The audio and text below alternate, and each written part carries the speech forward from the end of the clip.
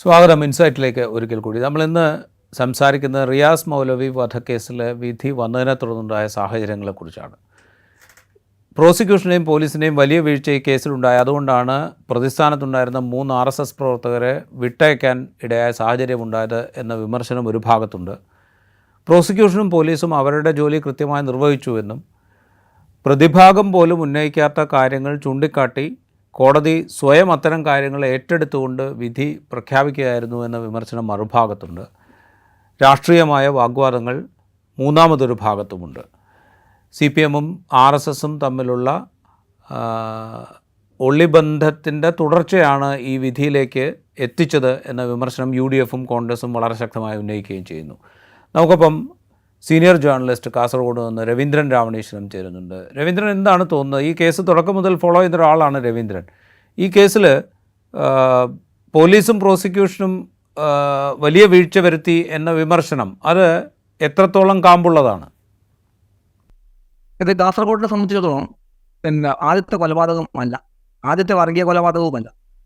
India സ്വാതന്ത്ര്യം കിട്ടിയ കാലം മുതൽ കാസർഗോഡിന് ഒരു സവിശേഷമായ സ്വഭാവം വർഗീയ സംഘർഷങ്ങളുടെ ഒരു സ്ഥലമാണ്. ബാബറി മസ്ജിദ് തകർച്ച തുടർന്ന് അത് വർദ്ധിക്കുകയായിരുന്നു. ഒന്നിനൊന്ന് കണക്ക് പ്രതികാരം ചെയ്തുകൊണ്ടുള്ള സംഘർഷങ്ങളാണ് കാസർഗോഡായിരുന്നത്. എന്നാൽ റിയാസ് മൗലവി വധത്തെ തുടർന്ന് കാസർഗോഡുള്ള എല്ലാ വർഗീയ സംഘർഷങ്ങളും അവസാനിച്ചിരുന്നു. അതുകൊണ്ട് തന്നെ വലിയ ആത്മസംയമനം ഒരു ഭാഗത്തു നിന്നും ഉണ്ടായ ഈ കേസിൽ ഒരു നല്ലൊരു സന്ദേശം വിധിയായി വരുമെന്ന് ജനങ്ങൾ പ്രതീക്ഷിച്ചു. എന്തു തന്നെ ആയാലും എന്നുള്ള ഒരു ഉറപ്പ് നിർഭാഗ്യവശാൽ ഉണ്ടായിരുന്നില്ല. ഈ വിധി വളരെ മോശം സന്ദേശമാണ് സമൂഹത്തിലേക്ക് നൽകുന്നത്. അതാണ് ഇതിൻ്റെ ഒരു പ്രത്യേകത. ഇതിൽ രാജീവ് ഇപ്പോൾ പറഞ്ഞതുപോലെ പ്രോസിക്യൂഷന്റെ പരാജയം, പോലീസിന്റെ പരാജയം, ഇത് എല്ലാ കേസുകളിലും ഇത്തരം സംഗതികളുണ്ടാവും. പ്രോസിക്യൂഷന് എല്ലാ കാര്യങ്ങളിലും കോടതി ചെയ്യാൻ കഴിയണമെന്നില്ല. പോലീസിന്റെ അന്വേഷണവും 100% കൃത്യമായിരിക്കണം എന്നുമില്ല. എന്നാൽ കീഴ്ക്കോടതി വിധിയെ നമ്മൾ ശ്രമിക്കുന്ന ഒരു രീതിയുണ്ട്. കീഴ്ക്കോടതി വിധി എങ്ങനെ ആയിരിക്കണമെന്ന് ഒരു പൊതു ധാരണയുണ്ട്. എന്നാൽ കാസർഗോഡ് റിയാസ് മൗലവിക്ക് വധക്കേസിൽ ഉണ്ടായിരിക്കുന്നത് സാധാരണ ഹൈക്കോടതിയിൽ എത്തിയ ഒരു കേസിന്റെ ഒരു രീതിയാണ്. അതായത് ഇവിടുത്തെ കോടതി ഇത് ഹൈക്കോടതിയാണ് എന്ന് വല്ലാതെ അങ്ങ് നിരീക്ഷിച്ച് ഒരു വിധി പുറപ്പെടുവിക്കുകയായിരുന്നു ഇത്. സത്യം പറഞ്ഞാൽ രാജീവ് സൂചിപ്പിച്ചതുപോലെ കോടതി തന്നെ ഡിഫൻസ് കൗൺസിലിന്റെ ഒരു റോള് ഏറ്റെടുത്തിട്ടുണ്ടോ എന്ന സംശയം പൊതുസമൂഹത്തിൽ ഉയർന്നു. റൈറ്റ്. അത് പറയുമ്പോഴേ ഇപ്പോൾ പലതരത്തിലുള്ള വിമർശനങ്ങളുണ്ട്. ഇപ്പോൾ രാഷ്ട്രീയമായ വിമർശനം ഒരു ഭാഗത്തുണ്ട്. അതായത് ഇത് ഒത്തുകളിയുടെ ഭാഗമാണ്, അതുകൊണ്ട് പോലീസ് വേണ്ട രീതിയിൽ അന്വേഷിച്ചില്ല, വിശാലമായ ഗൂഢാലോചനയിലേക്ക് അന്വേഷണം പോയില്ല. ഈ വിമർശനങ്ങളൊക്കെ ഉയരുന്നുണ്ട്. ഈ സംഭവം നടക്കുന്നതിന് തൊട്ടു മുമ്പ് BJPയുടെ ഒരു നേതാവ് നളിൻ കുമാർ കട്ടീൽ അവിടെ വന്ന് പ്രസംഗിച്ചു. ആ പ്രസംഗം ഉണ്ടാക്കിയ അല്ലെങ്കിൽ ആ പ്രസംഗത്തിലെ തീവ്രമായ പരാമർശങ്ങൾ ഇത്തരം ആക്രമണത്തിലേക്ക് നയിച്ചിട്ടുണ്ടാകും. ഇത്തരം കാര്യങ്ങളിലേക്കൊന്നും അന്വേഷണം പോയില്ല എന്ന വിമർശനമുണ്ട്. അത്തരം രീതികളിലേക്ക് അന്വേഷണം പോയി. അത് അത്ര പരിമിതികളുടെ ചില കുറ്റങ്ങൾ കുറവുകളൊക്കെ ഈ അന്വേഷണ ഉദ്യോഗസ്ഥരുടെ ഭാഗത്തുണ്ടായിട്ടുണ്ടാവും. പക്ഷെ അതൊന്നും ഒരു നല്ല വിധി ഈ പ്രതികൾക്ക് ശിക്ഷിക്കുന്നത് അതൊന്നും തടസ്സമായിരുന്നില്ല എന്നുള്ളതാണ്. അതായത് ഈ കേസിൽ പ്രതികളെ കൃത്യം നിർവഹിച്ച രീതി, അതിൽ സാക്ഷികൾ, അതിൽ DNA, അതായത് കൊല്ലപ്പെട്ട മൗലവിയുടെ രക്തം തന്നെയാണ് ഒന്നാം പ്രതിയുടെ ദേഹത്ത് വിളിക്കുന്നത്. അത് DNA ടെസ്റ്റിലൂടെ ക്ലിയറാണ്. 3 പ്രതികളെയും തിരിച്ചറിഞ്ഞ 3 സാക്ഷികളുണ്ട്. അത് പള്ളിയിലേക്ക് എത്തിയിട്ട് അതിനുശേഷമുള്ള 2 പേരെ അവർ തിരിച്ചു പോകുന്നതുകൊണ്ട് അവർ ലൊക്കേഷനും ഒക്കെ വളരെ കൃത്യമാണ്. പിന്നെ മോട്ടിവേഷൻ, അതായത് ഇവർ RSSകാരല്ല, വർഗീയമായ ഒരു മോട്ടിവേഷൻ ഇല്ല എന്നൊക്കെ പറയുന്നത് അത്ഭുതകരമായ ഒരു നിരീക്ഷണമാണ്. കാരണം ഒരു പള്ളിയിലേക്ക് എന്തിനാണ് ഒരു മൗലവിയെ കൊല്ലാൻ വേണ്ടി പോകുന്നത്? അവിടെ ആരാണ് ഉണ്ടാകുക? അങ്ങനെ ആരെങ്കിലും കൊന്ന് തൃപ്തി അടയുകയാണ് പ്രതികളുടെ ലക്ഷ്യമെങ്കിൽ എന്തിനാണ് പള്ളിയുടെ മതിലൊക്കെ കടന്ന് അതിനകത്ത് കയറി വാതിൽ മുട്ടി വാതിൽ തുറന്ന് പുറത്തിറങ്ങുന്ന ഒരു മൗലവിയെ വേണ്ടി പറയണം? അത് ആരെങ്കിലും ചെയ്തിട്ടാ പോലെ. അപ്പോൾ കൃത്യമായിട്ടുള്ള അജണ്ട എന്ന് പറയുന്നത് ഒരു മുസ്ലിമിനെ കൊല്ലുക എന്നുള്ളതാണ്. ഞാൻ ഈ പറഞ്ഞ കാര്യം എൻ്റെ അഭിപ്രായമാണ്. ഇത് കൃത്യമായിട്ട് പ്രോസിക്യൂഷൻ അവതരിപ്പിച്ചതാണ്.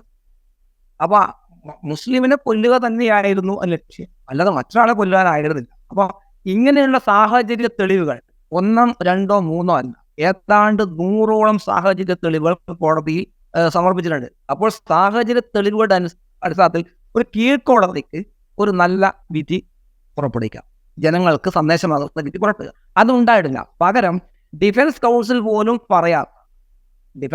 പോലും പറയാത്ത കോടതിയിൽ ഉന്നയിക്കാത്ത, ചോദ്യം ചെയ്യാത്ത, പ്രോസിക്യൂഷന്റെ ഭാഗത്തെ തള്ളാത്ത രീതി ചില പരാമർശങ്ങൾ അത് കോടതിയിൽ നിന്ന് തന്നെ വരികയാണ് ചെയ്തത്.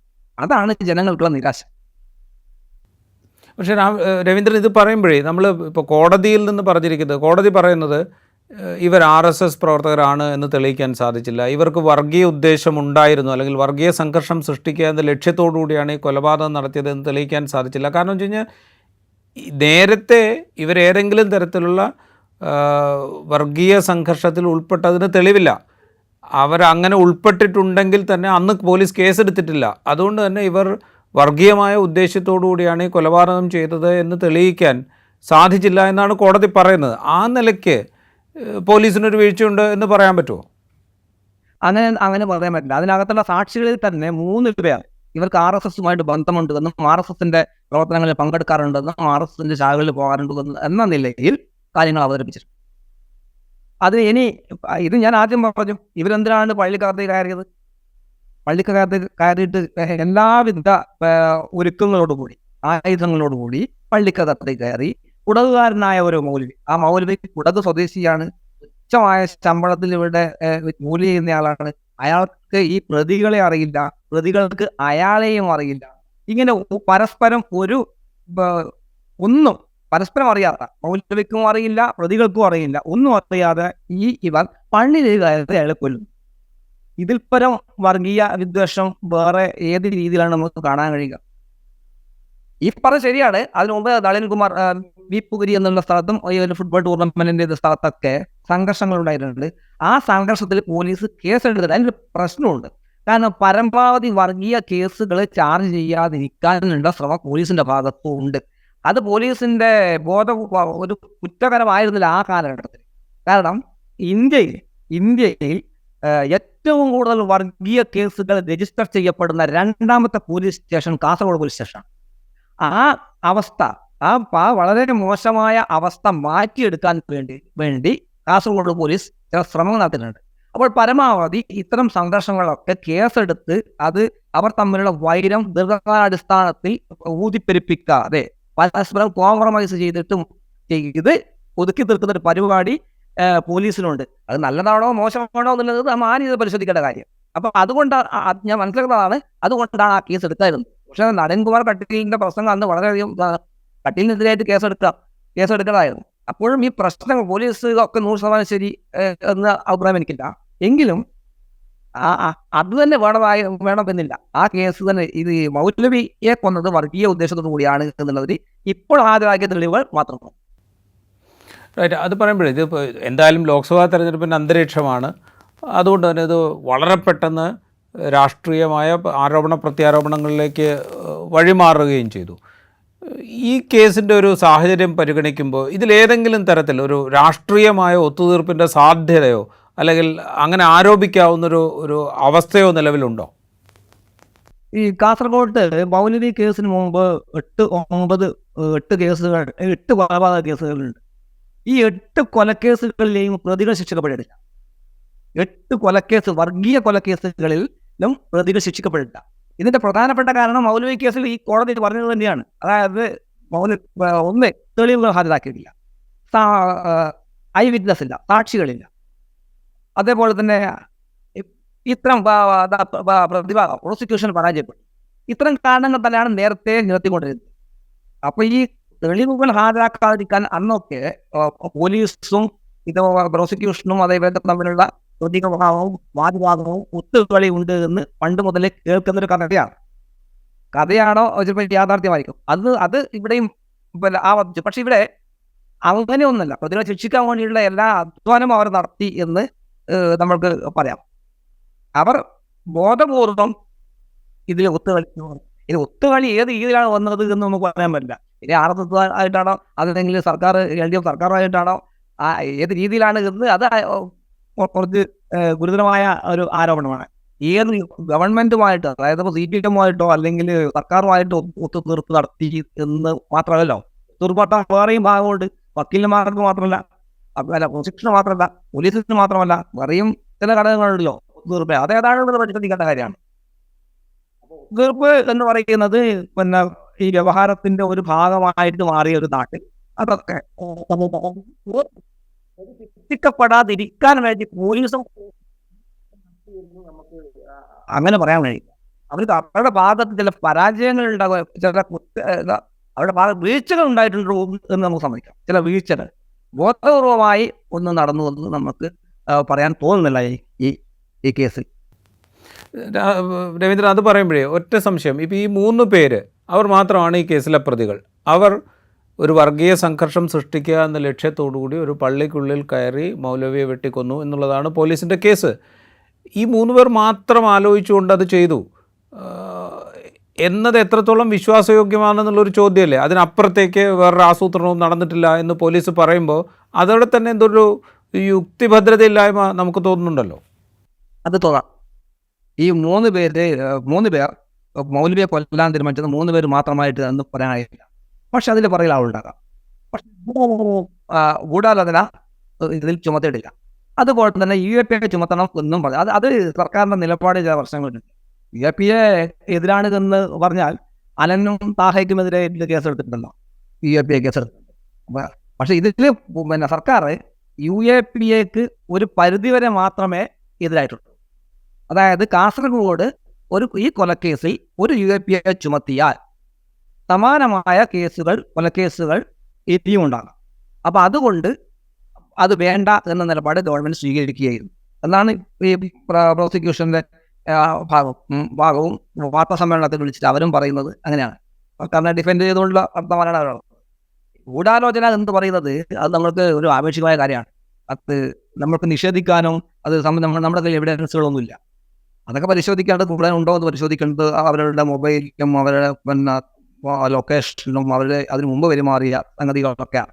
ഇതിൽ മറ്റൊരു വിഷയം എന്ന് പറഞ്ഞാൽ ഈ മൗലവിയുടെ ഫോണും സിമ്മും പരിശോധിച്ചിട്ടില്ല എന്നുള്ളതാണ്. അതാണ് അത്ഭുതകരം. മൗലവിയുടെ വെറുതെ കടന്നുറങ്ങിയായിരുന്ന ആ മൗലവിയുടെ ഫോൺ പരിശോധിക്കണം, അയാൾ ആരുമൊക്കെ ഇടപഴകി എന്നതും പരിശോധിച്ചിട്ടില്ല എന്നൊക്കെ പറയുന്നത് അത്ഭുതകരം. അയാൾ അവിടെ കടന്നുറങ്ങുകയായിരുന്നു മൗലവി. അപ്പോൾ അദ്ദേഹത്തിന്റെ ഫോണും സിമ്മും ഒക്കെ പരിശോധിക്കാത്തത് വലിയ തെറ്റാണെന്നും ഏകപക്ഷീയ നിലപാട് പരിശോധിച്ചു എന്ന് പറയുന്നിടത്താണ് നമുക്ക് സംശയങ്ങൾ കൂടുതൽ പിന്നെ ഉയരുന്നത്. എന്തിനാണ് അദ്ദേഹത്തിന്റെ ഫോൺ നമ്മൾ പരിശോധിക്കേണ്ട കാര്യം?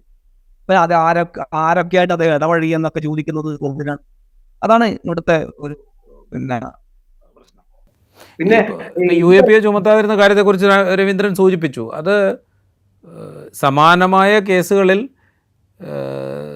ഭാവിയിൽ ഉണ്ടാകുമ്പോൾ ഒരുപക്ഷെ അത് തങ്ങൾക്ക് തന്നെ തിരിച്ചടി ആയേക്കാം എന്നുള്ളൊരു രാഷ്ട്രീയ തീരുമാനത്തിൻ്റെ ഭാഗമായിട്ടാണോ ഈ കേസിൽ UAPA ചുമത്താതിരുന്നത്? ആയിരിക്കാം. അത് കൂടുതൽ സംസ്ഥാനത്തെ പോലീസുമായിട്ട് കൂടുതൽ വഷളാവാതിരിക്കാനും സർക്കാരിൻ്റെ നിലപാടുകൾ പൊതു തലങ്ങളിൽ കൂടുതൽ മോശമാവാതിരിക്കാനും വേണ്ടി എടുത്ത തീരുമാനമായിരിക്കാം. ഒരുപക്ഷെ ഇങ്ങനൊരു രീതി വന്ന് സർക്കാർ കരുതിയിട്ടുണ്ടാകും. അങ്ങനെ ആയിരിക്കാം. റൈറ്റ്. എന്തായാലും ഇപ്പോൾ ഇതൊരു ലോക്സഭാ തെരഞ്ഞെടുപ്പിൻ്റെ ഘട്ടമാണ്. കാസർഗോഡ് ലോക്സഭാ മണ്ഡലത്തിൽ സ്വാഭാവികമായും ഇതൊരു ചർച്ചാ വിഷയമാണ്. ഈ തെരഞ്ഞെടുപ്പിന് ഇത് എത്രത്തോളം സ്വാധീനിക്കാൻ സാധ്യതയുണ്ട്? മാത്രമല്ല, ഒരുപക്ഷെ മലബാറിലെ മറ്റ് മണ്ഡലങ്ങളിലെയും സ്വാധീനിക്കാവുന്ന ഒരു വിഷയമായിട്ട് ഇത് വളരാൻ സാധ്യതയുണ്ടോ? അത് സാധ്യതയുണ്ട് എന്ന് പറഞ്ഞാൽ അത് ഉപയോഗിക്കും. ഇതൊരു തെരഞ്ഞെടുപ്പ് പ്രചാരണ തന്ത്രമായിട്ട് ഉപയോഗിക്കാം. കാസർഗോഡ് മണ്ഡലത്തിലും അതേപോലെ കണ്ണൂർ, വയനാട്, മലപ്പുറം, കോഴിക്കോടൊക്കെ ഈ കേസ് സർക്കാരിനെതിരെ ഉപയോഗിക്കാം. കാരണം സർക്കാരിനെതിരെ പ്രയോഗിക്കാൻ വേണ്ടി വേറെ എവിടെയും പോകണ്ട. UDFന്റെ മുന്നിൽ ഈ വിധിന്യായം തന്നെയാണ്. വിധിന്യായത്തിൽ ചെറിയ കാര്യമൊന്നുമല്ല. അതിൽ പറഞ്ഞിരിക്കുന്ന സംഗതി നിലവാരമില്ലാത്ത അന്വേഷണ റിപ്പോർട്ട് എന്നാണ്. അതൊക്കെ ഒരു വളരെ കടന്ന അമിതാവേശ പ്രകടമായ ഒരു വിധിന്യായമായിട്ടാണ് തോന്നുന്നത്. നിലവാരമില്ലാത്തത് എന്നുള്ളതാണ്. എന്തായാലും ശ്രീനിവാസ് IPS എന്ന് പറയുന്ന പോലീസ് ഉദ്യോഗസ്ഥൻ നല്ല കഴിവുള്ള ഒരു ഉദ്യോഗസ്ഥനാണ്. അദ്ദേഹത്തിന്റെ മേൽനോട്ടത്തിലാണ് ഈ ഇത് നടത്തിയിരിക്കുന്നത്. അദ്ദേഹം തന്നെ MBBS-കാരനാണ്. അപ്പോൾ ഈ DNA ഒക്കെ അദ്ദേഹത്തിന്റെ മനസ്സിൽ വന്ന ആശയങ്ങളാണ്. അപ്പോൾ അദ്ദേഹത്തിന് കീഴിലൊരു അന്വേഷണം വളരെ നിലവാരമില്ലാത്തത് എന്നൊരു പ്രയോഗം നടത്തുന്നത് കുറച്ച് കടന്ന കൈയായി പോയി എന്നതാണ്. പിന്നെ ഇത് UDO ആർക്കാണ് ഗുണം ചെയ്യുക എന്ന് പറഞ്ഞാൽ, അങ്ങനെ പിന്നെ ഒരു നിർഭാഗ്യകരമായ വിധിയാണെങ്കിൽ പോലും ഇത് UDF-ന് വളരെ ഭംഗിയായിട്ട് ഉപയോഗിക്കാം. ഇത്തരം പ്രയോഗങ്ങൾ പറയാം. കഴിഞ്ഞ ദിവസം VD സതീശൻ പ്രതിപക്ഷ നേതാവ് തന്നെ പറഞ്ഞു, ഇത് ഞങ്ങളാരും പറഞ്ഞതല്ലല്ലോ, കോടതിയിൽ ഇവിടെ നിലവാരമില്ലാത്തതും ഏകപക്ഷീയവുമായ വിധിക്കാണ്. അപ്പോൾ ഇതിൽ ഇങ്ങനെ വളരെ വൃത്തിയിൽ ആ താണ്ടത്തിൽ പൊതിഞ്ഞ ഒരു പ്രചാരണ തന്ത്രം UDF-ന്റെ കൈകളിലേക്ക് വെച്ചു കൊടുത്തു എന്നതാണ്. മറ്റൊന്ന് കൊണ്ട് ഈ വിധി മറിച്ചൊരു വിധിയാണ് വന്നിരുന്നത് എങ്കിൽ എന്തായിരിക്കും NDAയുടെ കേരളത്തിലൊക്കെ സ്ഥിതി? വളരെ മോശമായിരിക്കും. അവർക്കെതിരെ വലിയ തിരിച്ചടിയാണ് ആ വിധി ഉണ്ടാക്കുന്നത്. ഒരു മൗലവിയെ അദ്ദേഹത്തിന്റെ മദ്രസയിൽ കയറി വെട്ടിക്കൊലപ്പെടുത്തിയതിൽ ഒരു ശിക്ഷ ഉണ്ടായിരുന്നില്ലെങ്കിൽ മോശമായിരിക്കും. അപ്പോൾ എവിടെയൊക്കെയോ എന്തൊക്കെയോ ചില പ്രശ്നങ്ങൾ ഫീൽ ചെയ്യുന്നു എന്നതാണ്. റൈറ്റ്. ഇത് പറയുമ്പോഴേ ഇപ്പോൾ ഈ പോലീസിലെ വീഴ്ച പറയാം, പ്രോസിക്യൂഷൻ്റെ വീഴ്ച പറയാം, വേണ്ട വിധത്തിൽ അന്വേഷിച്ചില്ല എന്ന് പറയാം. പക്ഷേ UDF ഇതിൽ വേറൊരു പൊളിറ്റിക്കൽ ആരോപണം ഉന്നയിക്കുന്നത് ഇത് CPM-ഉം RSS-ഉം തമ്മിലുള്ള രഹസ്യബന്ധത്തിൻ്റെ തുടർച്ചയാണ് ഇത്തരം വിധികൾ ഉണ്ടാകുന്നത്.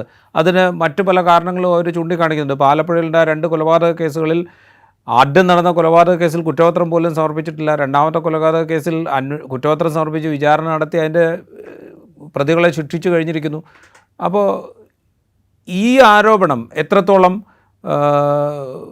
ഈ തെരഞ്ഞെടുപ്പ് രംഗത്ത് വലിയ തോതിൽ സ്വാധീനം ചെലുത്തും? ഇത് ഈ ആരോപണം, അതായത് ഇതിൽ സർക്കാർ CPM-ഉം RSS-ഉം തമ്മിലുള്ള അന്തർധാരയുടെ ഭാഗമാണ് ഇത്തരം ഒരു അന്വേഷണ റിപ്പോർട്ട് കോടതിയിൽ സമർപ്പിച്ചത്. ഇത്തരം ഒരു പ്രോസിക്യൂഷൻ ഈ ഇത്തരം പിന്നെ ദുർബലമായി പോയത് എന്നൊക്കെ പറയുന്നതിന് നമ്മുടെ മുന്നിൽ എവിഡൻസ് ഇല്ല. പക്ഷേ കഴിഞ്ഞ കുറേ നാളുകളായി ഈ കേന്ദ്ര ഗവൺമെൻറ്റും സംസ്ഥാന സർക്കാരും തമ്മിൽ ആരോപിക്കപ്പെടുന്ന അന്തർധാരയും ചർച്ചയും ഒക്കെ അതിൻ്റെ തുടർച്ച എന്ന നിലയിൽ ഈ ആരോപണം വേണമെങ്കിൽ ഉന്നയിക്കാം. അതിന് തുടർച്ച എന്ന നിലയിൽ ഇവിടെയും അത് തന്നെയാണ് സംഭവിച്ചിരിക്കുന്നത്. അവർ തമ്മിലുള്ള അന്തർധാര. ഇനി മറ്റൊന്ന്, ന്യൂനപക്ഷ വോട്ടുകൾക്ക് വേണ്ടി പിന്നെ വലിയ രീതിയിൽ പ്രചണ്ഡമായ പ്രചാരണം നടത്തുന്ന ഇടതുപക്ഷം ഇവിടെ ഇങ്ങനെ ഒരു വിധി ഉണ്ടാക്കാൻ വേണ്ടി പ്ലാൻ ചെയ്യുമോ എന്നുള്ളതാണ് അടുത്ത ചോദ്യം. പ്രത്യേകിച്ച് CAA പോലുള്ള ഇപ്പം പ്രധാനപ്പെട്ട മുഖ്യ വിഷയം മുസ്ലിം പ്രശ്നമായിട്ട് മാറിയിരിക്കുകയാണ്. പൗരത്വ പ്രശ്നമാണ്, പൗരത്വ ഭേദഗതി പ്രശ്നമാണ് LDF മുന്നോട്ട് വെക്കുന്ന മെയിൻ അജണ്ട. അത് മുഖ്യമന്ത്രിയും പറഞ്ഞു, കാസർഗോഡ് ലോക്സഭ സ്ഥാനാർത്ഥി LDF സ്ഥാനാർത്ഥി MP ബാലകൃഷ്ണൻ മാഷും പറഞ്ഞു, തുറന്നു. അത് തന്നെയാണ് ഗോവിന്ദ മാഷും കഴിഞ്ഞ ദിവസം മീറ്റ് ദ പ്രസ് പരിപാടിയിൽ അതും പറഞ്ഞു.